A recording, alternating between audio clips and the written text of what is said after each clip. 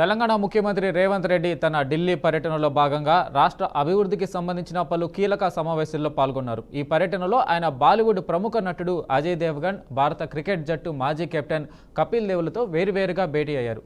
ఈ సమావేశంలో రాష్ట్రంలో 2 ప్రతిష్టాత్మక ప్రాజెక్టుల ఏర్పాటుపై కేంద్రీకృతం కావడం ప్రాధాన్యత సంతరించుకుంది.